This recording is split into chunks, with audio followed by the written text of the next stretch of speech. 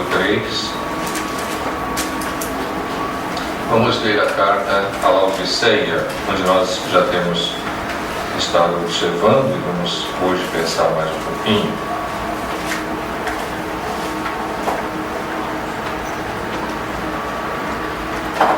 Ao anjo da igreja em Laodiceia escreve: estas coisas diz o Amém, a testemunha fiel e verdadeira, o princípio da criação de Deus. Conheço as tuas obras, que nem és frio nem quente. Quem dera fosses frio ou quente. Assim, porque és morno, e nem és quente nem frio, estou a ponto de vomitar-te da minha boca. Pois dizes: estou rico e abastado, e não preciso de coisa alguma. E nem sabes que tu és infeliz, sim, miserável, pobre, cego e nu. Aconselho-te que de mim compres ouro refinado pelo fogo para te enriqueceres, vestiduras brancas para te vestires, a fim de que não seja manifesta a vergonha da tua nudez, e colírio para ungires os olhos, a fim de que veja. Eu repreendo e disciplino a quantos amo. Sê, pois, zeloso e arrepende-te. Eis que estou à porta e bato. Se alguém ouvir a minha voz e abrir a porta, entrarei em sua casa e cearei com ele e ele comigo. Ao vencedor, dar-lhe sentar-se comigo no meu trono, assim como também eu venci e me sentei com meu Pai no seu trono. Quem tem ouvidos, ouça o que o Espírito diz às igrejas. Que o Senhor acrescente a sua bênção a esta leitura da Sagrada Palavra. Nós temos já considerado um pouquinho sobre esta carta e estamos pensando nas seguintes divisões. Primeiro nós falamos sobre o escritor, verso 14, 15, 16, a posição de quem recebe a carta. 17, a situação dos laodicenses. 18, o conselho de Cristo. 19, exortação ao arrependimento. 20, oportunidade de restauração. E 21, promessa ao vencedor. Nós temos então já considerado um pouco sobre o escritor, e nós temos visto que é o próprio Senhor Jesus Cristo. Ao anjo da igreja em Laodiceia escreve: essas coisas diz o Amém, a testemunha fiel e verdadeira, o princípio da criação de Deus. Quando nós olhamos para esta carta a Laodiceia, nós estamos vendo uma carta que descreve a situação da igreja na etapa final aqui na Terra. Cada uma dessas cartas descreve um período, começando com a carta a Éfeso até chegando a carta a Laodiceia. E depois desse período, então a igreja é arrebatada, e o arrebatamento é visto no capítulo 4, versículo 1, quando João é arrebatado ao céu, e aí ele passa a ter a visão das coisas que acontecem ali no céu, naquele intermediário entre o arrebatamento e o início da própria tribulação. Agora é interessante para nós também lembrarmos, que quando olhamos para essa carta, nós estamos vendo uma descrição da situação não somente da igreja, mas também do mundo de um modo geral, na etapa final da igreja aqui na Terra. Nós ontem estávamos aguardando que o mundo ia acabar. Nós tínhamos duas profecias do Nostradamus, que é um profeta da igreja católica, e nós temos os maias também, que eu não sei a religião deles, mas as duas profecias batiam exatamente que o mundo acabaria ontem. Mas não acabou, porque nós estamos aqui, Mas é interessante a gente observar. Hoje nós estávamos comentando exatamente sobre esse fato, que Satanás, ele cria estas profecias, estas predições, exatamente para levar o povo a uma incredulidade total. Aí a pessoa então fala: isso não acontece nada, eles falam, porque já muitas vezes marcaram assim. a pessoa então entra naquele estado de Laodiceia, que é esse estado de mornidão, né? Esse estado de apatia que realmente nós vemos na carta a Laodiceia. E nós precisamos então entender que de fato, né, nós estamos nos aproximando rapidamente da tribulação e muito mais rapidamente do arrebatamento, porque o arrebatamento, conforme lemos, ele vai se dar exatamente antes da tribulação. O que é tribulação, né? Nós sempre ouvimos tribulação e nós estamos estudando, nós temos uma pausa agora, né? Nós estamos estudando a tribulação e nós já fomos para o capítulo 6, capítulo 7, capítulo 8, né? E agora nós vamos entrar para o capítulo 9 e nós estamos então analisando e nós conseguimos ver que a tribulação é uma destruição parcial do mundo atual no qual nós estamos vivendo. Então, quando nós vemos profecias de que o mundo vai acabar, isso, aquilo, assim, né? Parece que isso é assim, como se fosse uma luz acendendo, assim, né? Mostrando que, de fato, nós estamos chegando perto daquilo que realmente vai acontecer. Os homens nunca vão acertar, né? Mas nós sabemos que a Bíblia descreve, então nós não podemos ficar alheios a essa verdade. Quando o Senhor destruiu o mundo antediluviano, Ele não destruiu totalmente, Ele destruiu parcialmente. Então nós sabemos que Deus destruiu os animais, Deus destruiu os homens todos, a face da terra, né? E só restaram aqueles que entraram na arca junto com Noé, que foram de fato os salvos, né? Depois o Senhor, através da família de Noé, começou a povoar o mundo novamente e chegou até os nossos dias hoje, não é verdade?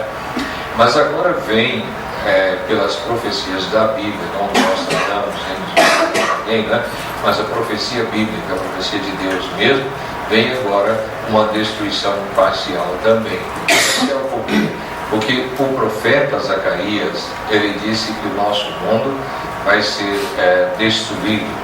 2/3 vão ser destruídos e 1/3 vai restar aqui. E esse 1/3 vai passar pela purificação do fogo. Então nós sabemos que lá no final da tribulação vai restar um punhadinho de gente aqui no mundo. Isso nós vemos em Mateus 25, né? Naquele julgamento das nações, quando nós descobrimos que ali tem judeus que não morreram na tribulação, né? Tem gentios que não morreram na tribulação, então vai sobrar um punhadinho de gente nesse mundo.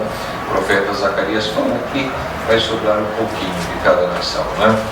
Então nós sabemos que essa destruição não é brincadeira não é? Você divide o globo em 3, assim, né? 3 pedaços, e você arranca 2 fora, né? Aí você pode imaginar o que vai ser. E se Deus falou que vai ser assim, não é?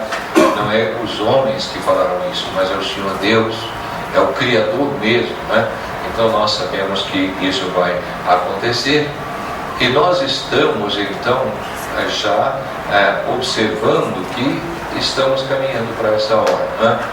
E especialmente a carta a Laodiceia, ela nos dá visões disso, né? Nós lemos então sobre o escritor, quando o Senhor disse essas coisas, diz o Amém, né? E nós já temos então abordado um pouquinho sobre isso e nós temos observado que de fato Amém é a última frase de uma oração, né?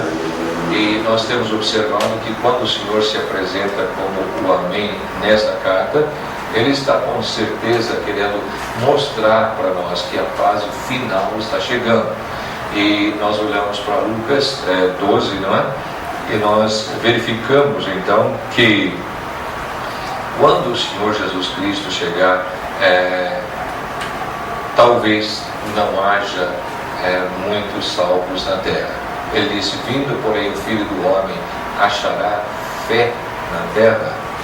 É uma pergunta que o Senhor fez quando Ele estava falando da oração da viúva, né, que insistia com o juiz, até que pela insistência dela o juiz atendeu. Então o Senhor estava falando de orar e não esmorecer na oração. E ele disse: vindo o Filho do Homem, porventura está a fé na terra? E a fé, ela está desaparecendo. Então nós observamos isso, né? Que a fé está desaparecendo. Aí você fala: mas tem tanta religião, cada dia tem uma. Mas a fé está desaparecendo, né? E há muito tempo nós já mencionamos sobre isso várias vezes. A fé foi substituída pela emoção nos cultos, nas reuniões. E aí, se a pessoa não tiver emoção, se não gritar, se não pular, se não falar aleluia a todo mundo, né? Então aí não tem mais fé. E tem um cantor que assim, eu não vejo barulho pentecostal, logo eu vou dando fora. Barulho pentecostal é essa gritaria, essa pulação que realmente eles fazem nos cultos, né? Então nós sabemos que de fato isso aí é uma substituição da fé genuína na palavra. A nossa fé deve ser na palavra escrita, é aquela fé estável, aquela fé firme, né? Aquela fé que realmente está no Senhor, que não precisa de emoção, que não precisa disso, daquilo, né? Para a gente ser um crente animado, firme. Eu sou um servo de Deus, independente de qualquer emoção, de qualquer situação. Então é bom lembrar isso, né? Que de fato a fé tende a desaparecer. E agora a fé está sendo colocada em objetos, né? A fé está sendo colocada em líquidos e assim por diante. Eles vão substituindo a pessoa do Senhor, a palavra do Senhor, por essas coisas. E nós precisamos de fato ter bastante cuidado, não é verdade? Agora nós temos observado também que nessa fase final algumas pessoas vão apostatar da fé. E isso está em 1 Timóteo. Vamos dar uma olhadinha, né? Eu sei que a maioria dos irmãos sabe. Bom, pelo menos deve saber, né? 1 Timóteo 4 é que lemos assim: ora, o Espírito afirma expressamente que nos últimos tempos alguns apostatarão da fé, por obedecerem a espíritos enganadores e a ensinos demônios. E aqui nós observamos então que esse é um dos sinais dos últimos dias, né? Dos últimos tempos, que quando pessoas apostatam da fé. O que é isso, né? Palavra estranha, né? Apostatar da fé. Nós temos muitos irmãos nossos, né? Mesmo aqui de Londrina, que já apostataram da fé, né? Que deixaram essa senda do caminho do Senhor e entraram para religiões, né? Então, o que eles fizeram? Eles apostataram da fé. E a gente precisa entender: apostatar é deixar a senda, né, da fé, deixar o caminho do Senhor e abraçar aquilo que não é correto. Aqui eles estão abraçando ensinos de espíritos maus, de demônios, né? E nós já temos comentado sobre isso. Se houver hipocrisia, se houver mentira, o ensino não é de Deus, né? Então, quando a pessoa fala: eu sou profeta, o Senhor falou isso, ele está mentindo, né? Então, essas coisas existem em grande escala nas religiões e nós sabemos que não é de Deus. Então, a gente precisa, de fato, prestar atenção. E na segunda Tessalonicenses também, a apostasia também é mencionada, né? Esse apostatar da fé. 2 Tessalonicenses 2, nós lemos assim, verso 3: ninguém de nenhum modo vos engane, porque isso não acontecerá sem que primeiro venha a apostasia e seja revelado o homem da iniquidade, o filho da perdição. O que é que Paulo está falando aqui? Por ninguém de nenhum modo vos engane. Porque isto não acontecerá, isto o quê? A vinda do Senhor Jesus para arrebatar a igreja, que está mencionada no verso 1, não é verdade? A tribulação, que está mencionada também aqui no verso 2. Então é muito interessante a gente notar que a apostasia é o grande sinal da época do fim. E nós estamos vivendo a apostasia já há um bom tempo, né? Então isso deve despertar o nosso coração, deve despertar a nossa atenção, não é? E eu gostaria que nós, então, pensássemos um pouquinho, né? Na segunda colocação que nós temos aqui. Estas coisas diz o Amém, a testemunha fiel e verdadeira. Testemunha fiel e verdadeira. Por que será, né, que o Senhor fala assim? É porque Ele está se apresentando a uma igreja onde não existe a fidelidade, onde a verdade às vezes não está presente. Ele se apresenta como a testemunha fiel e verdadeira, mostrando que Deus precisa de pessoas que são fiéis, que sejam fiéis e verdadeiros também, né? Então o Senhor precisa de nós, não é, irmãos? Ele precisa da nossa fidelidade, da nossa sinceridade de andarmos na presença dEle. Nós temos mencionado o caso de Sadraque, Mesaque e Abednego, né? Para ser fiel, nós temos que pagar o preço. E às vezes a gente não quer pagar o preço, né? Aqueles 3 servos de Deus foram jogados dentro da fornalha de fogo ardente, aquecida 7 vezes mais, né? E 7 vezes, né? Mas eles não morreram, porque eles foram fiéis ao Senhor, né? O rei Nabucodonosor ainda deu oportunidade, né? Nós vamos tocar de novo os instrumentos, e aí vocês se ajoelham, adoram a nossa estátua, sigam os nossos deuses, né? E quem é que pode nos livrar da fornalha de fogo ardente? E esses servos fiéis disseram ao rei: nós não precisamos te responder sobre isso, porque se o nosso Deus nos livrar, quiser nos livrar, bem, se não, fica sabendo que nós não serviremos aos teus deuses e nem prostraremos diante da tua estátua. E a estátua ficou no campo de Dura, né? Uma estátua de ouro que ele levantou lá. Então esses 3 homens, Sadraque, Mesaque e Abednego, foram jogados dentro da fornalha. Os melhores soldados pegaram eles para jogar dentro da fornalha. E esses soldados foram queimados na hora, morreram queimados. Mas lá dentro da fornalha, eles estavam andando, e tinham uma outra pessoa lá com eles. E o rei olha e fala assim: nós não jogamos 3, sim, mas tem 4. E o 4 tem a semelhança do filho dos deuses, é o jeito que ele falou. Mas a 4ª pessoa que estava lá, irmãos, era o Senhor Jesus, né? Que estava ali protegendo, amparando os seus servos. Os que os jogaram morreram queimados, mas eles saíram de dentro daquela fornalha sem nem cheiro de fumaça, nem um fio de cabelo, nem a sua roupa, nada, né? Por queimar. Vale a pena ser fiel a Deus, não é? Às vezes a gente tem que pagar um preço de se jogar na fornalha, mas seja lá o que for, o Senhor está conosco para nos dar força, né?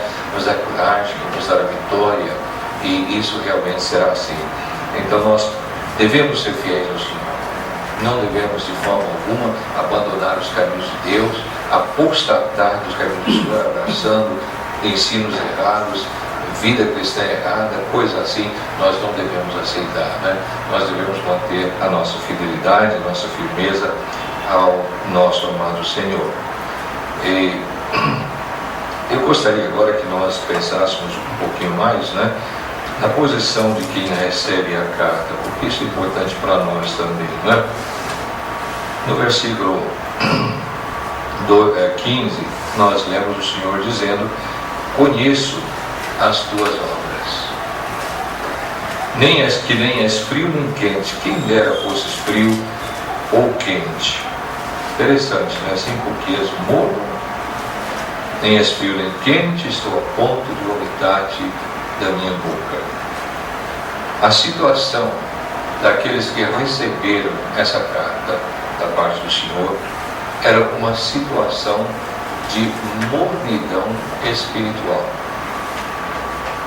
Um dia eu ouvi uma pessoa dizendo assim: é melhor a gente ser um crente quente mesmo, né? Ou então frio de uma vez. A Bíblia fala assim, né? Mas a Bíblia não fala assim, né? a pessoa lê o texto e fala sem pensar, sem analisar, né? Mas na verdade o Senhor está dizendo aqui, né, que a vida deles não tinha sabor. Você pode beber água fria, ela vai dar sabor, água quente, né, também vai dar sabor, mas se você beber água morna, não tem sabor, né? E ali naquela região de Laodiceia tinha muitas fontes de água morna, né? E o viajante chegava cansado, com sede, e ele ia beber aquela água, ele não sabia, mas quando ele jogava a água na boca, dava ânsia, porque a água era morna, e ele estava com sede.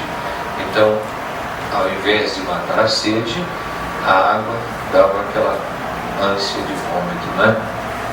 Por isso o Senhor falou: estou a ponto de vomitar-te da minha boca. É interessante a gente observar isso que o Senhor está falando, né? Porque o objetivo nosso como crentes é realmente agradar a Deus, é fazer a sua vontade. É isso que é importante para nós, irmãos, né? Mas se a minha vida e a sua vida for de tal forma que cause náuseas no Senhor, que tristeza, não é?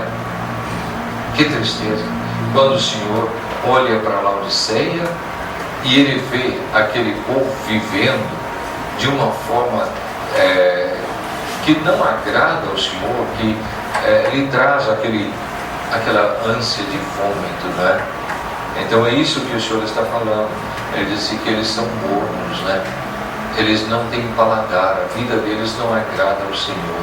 E acho que nós, como crentes, né, a gente tem o prazer de agradar a Deus. Esse deve ser o nosso objetivo, satisfazer a vontade do Senhor, né? Eu estou pensando em Efésios, vamos dar uma olhadinha na carta de Efésios.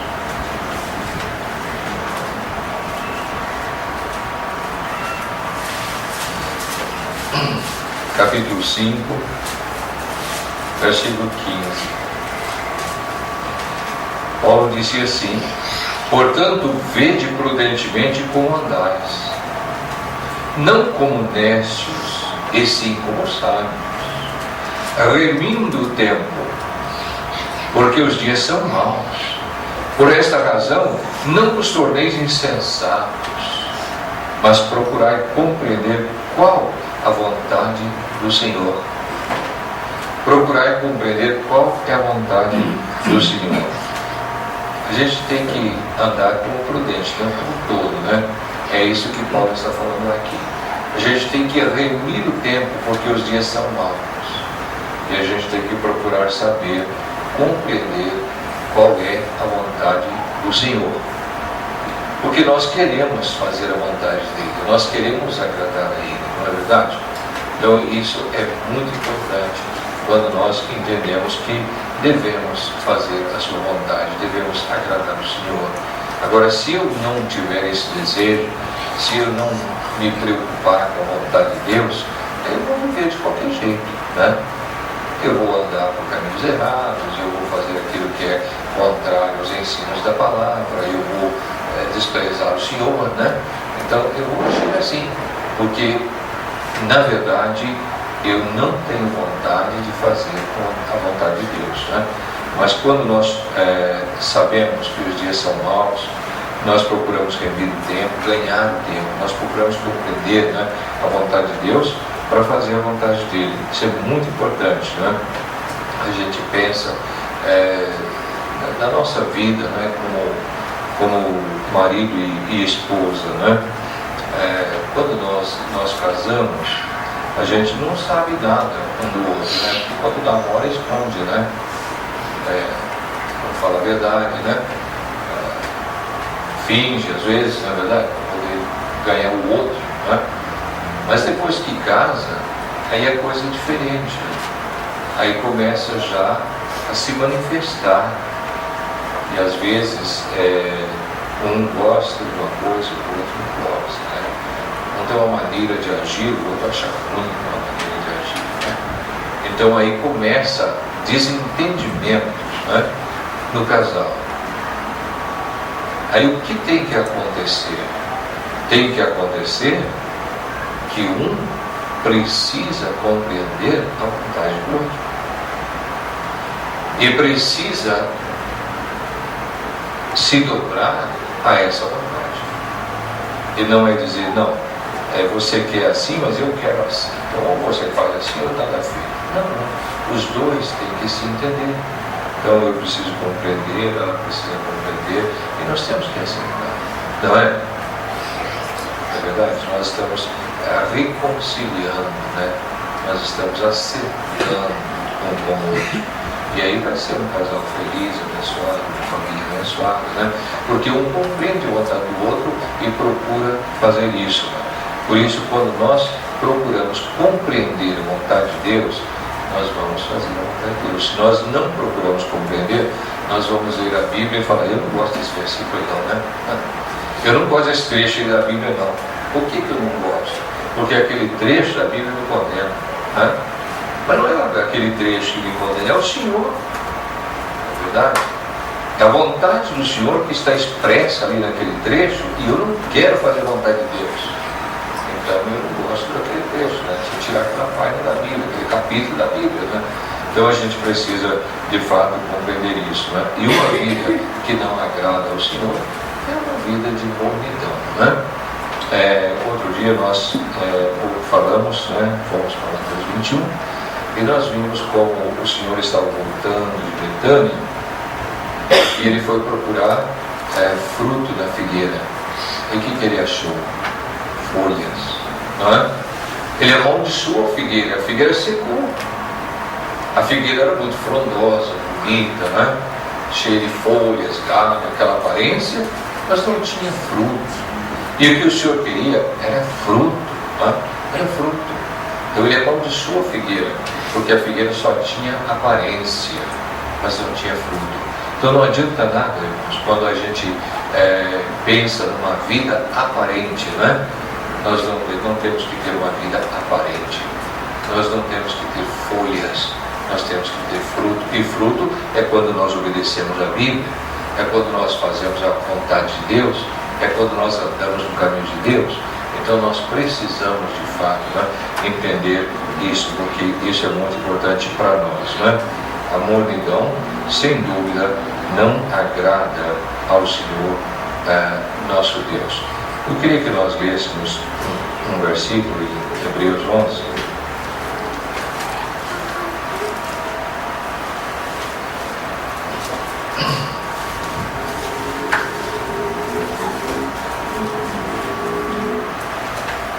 Hebreus 11, veja o verso 5. Pela fé, Enoque foi trasladado para não ver a morte. Não foi achado, porque Deus o trasladara, pois antes da sua trasladação obteve testemunho de haver agradado a Deus. Vamos pensar nisso aí, irmãos, né? Veja bem o que o texto fala, que pela fé Enoque foi trasladado. Ele é um exemplo, né? Exemplo para os cristãos de hoje. Exemplo para aqueles que querem ser abençoados por Deus. Enoque foi o exemplo. Pela fé Enoque foi trasladado. Que é trasladado? Ele foi arrebatado para o céu, para não ver a morte. Ele não passou pela morte, irmãos. Como também Elias não passou pela morte. Mas aqui o texto é muito claro. Ele mostra para nós que antes da sua trasladação, ele obteve, ele alcançou um testemunho que agradara a Deus. Eu acho que isso fala muito, pelo menos fala muito comigo, não é? Como é que eu posso viver de forma que agrade o meu Deus? Né? Porque ele, o Enoque, ele obteve um testemunho que agradou a Deus. E Deus tirou ele, levou ele para o céu sem ele passar pela morte. Por causa do seu testemunho, da sua comunhão com Deus, da sua vida com Deus, né? Então isso é muito importante para nós. Nós temos que pensar. uma vida de mornidão como dos laodicenses, não vai agradar a Deus de forma alguma. Mas se nós vivemos pela fé, se nós seguimos os ensinos da palavra, se nós nos aproximamos do Senhor cada dia mais, sem dúvida nós vamos agradar a Ele. E quando nós agradamos ao nosso Deus, vai ser muito bom, não é? Vai ser muito bom. Eu gostei muito, quarta-feira, tinha só um tempinho depois das orações, mas o irmão Júlio, ele resolveu ler só os textos, né? Ele não tinha tempo para falar nada, mas ele leu vários textos, e depois seria bom os irmãos pegar a Bíblia, né, e procurar. E cada um dos textos que ele leu mostrava uma ação praticada do crente que impedia Deus de ouvir a oração dele. Fantástico. Eu não vou falar, vou deixar vocês procurarem. É tarefa, né? Pega a Bíblia, pega a concordância, né? E vai lá, procura, né, para você ver. E você vai encontrar vários textos que mostram por que Deus não responde à oração do crente, do servo de Deus. É do crente, é do servo de Deus, né? Por que Deus não responde? E aí você vai descobrir que nós não estamos vivendo como irmão aqui, né?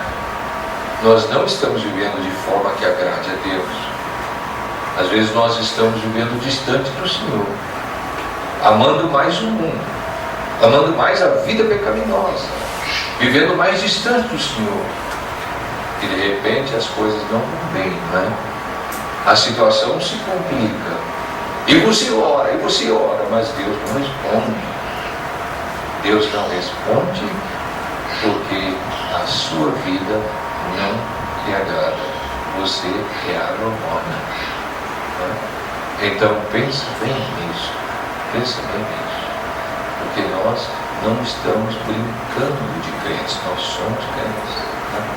Autênticos, verdadeiros, genuínos. Né? E nós temos que deixar o mundo para lá, deixar o pecado para lá, deixar tudo aquilo que impede a nossa comunhão com Deus, para que nós tenhamos de fato uma comunhão recíproca com o nosso Deus e sejamos abençoados. Então isso é importante para nós, não é? Pensa bem nisso. Pela fé, Enoque foi trasladado para não ver a morte. Não foi achado, porque Deus o trasladara, não é? Pois antes da sua transladação, teve testemunho de haver agradado a Deus. Que bom, não é verdade? Muito bom. Então a gente deve pensar bastante nisso, né? E de fato deixar de lado a mornidão, né?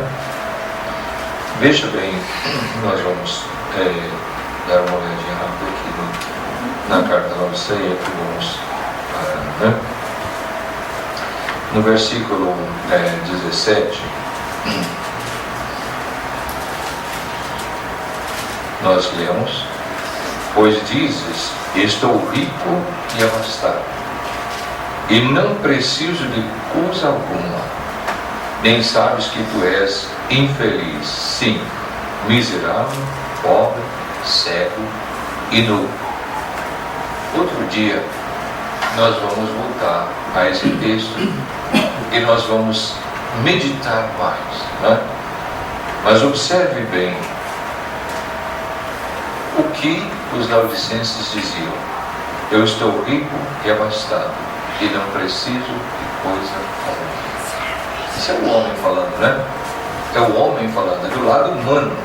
Eu estou rico e abastado e eu não preciso de coisa alguma. Essa situação, irmãos, era vivida pelos habitantes de Laodiceia. Laodiceia, de fato, era uma cidade muito rica, uma cidade, como eles falam, né, poderosa financeiramente. Havia faculdades ali, havia indústria daquela lã preta, né, gostosa, que era famosa naquele tempo. Havia muita coisa ali, né? E a cidade tinha, de fato, muito dinheiro. Houve um terremoto, destruiu parte da cidade, O governo soltou uma verba para reconstruir, eles orgulhosamente rejeitaram aquela verba e eles disseram: não, nós mesmo vamos reconstruir Laodiceia. Então a situação financeira era muito boa, né? Era muito boa. Por isso a palavra aqui fala que eles diziam: estou rico e abastado. E essa situação da cidade envolvia a igreja, claro, porque a igreja eram pessoas que também estavam ali em Laodiceia. Mas o Senhor, olhando do seu lado, do lado de Deus, olhando para a pessoa, o Senhor disse: você não sabe que você é miserável, infeliz, né? Miserável, pobre, cego e nu. Então veja bem, o dinheiro não traz a felicidade, não é verdade? Porque eles tinham muito dinheiro. O dinheiro não traz, de fato, a riqueza, porque eram pobres. Não traz a visão, porque eram cegos, né? Então, não trazem as vestes, porque eram nus. Então, é muito importante que você pegar isso depois e pensando nisso aí, né? Que é importante para nós. Qual é a nossa situação, irmãos? Isso agora é para nós, né? Qual é a nossa situação nessa época final? Nós estamos vivendo essa época de Laodiceia, né? E nós estamos vendo, de fato, o nosso mundo, ele está vivendo uma certa abundância, né? E principalmente aqui no Brasil nós estamos vendo, né? Quem viveu já há alguns anos, assim que nem eu, não, brincadeira, mas acho que não pode brincar. Mas a gente lembra de quando ninguém tinha uma geladeira, ninguém tinha conforto nenhum, né? E hoje, olha o que nós temos no nosso mundo hoje. Eu cheguei em Londrina, irmãos, em 1976. Eu tinha um Fusquinha. O meu Fusquinha vivia levando gente para o hospital quase toda noite, porque não tinha condução. É a situação. Agora hoje todo mundo tem um carro muito bom. Não tinha telefone, a gente fazia caixinha de fósforo, mas então é interessante, né? Você vê essa evolução, você vê essa facilidade, você vê essa riqueza, né? Do outro lado, nós vemos uma pobreza muito grande na área espiritual. Onde estão os Enoques da vida? Onde estão os servos de Deus, né, que fala com Deus e move os céus? Onde está? Onde estão? Na verdade? Então, irmãos, nós somos poucos, mas vamos viver com Deus. Vamos largar o mundo para lá, a ilusão para lá, o pecado para lá, né? E vamos colocar nossa vida nas mãos de Deus. O Senhor disse: buscar-me-eis, me achareis, quando me buscares de todo o vosso coração. É assim que Deus quer, né? E vamos então procurar viver de forma que agrade o nosso Deus. Vamos deixar a multidão para lá, né? Vamos andar com o Senhor. E agora mesmo Ele vai nos trasladar, né? Agora mesmo nós vamos subir para a glória para estar com Ele. Que Deus nos ajude. Amém.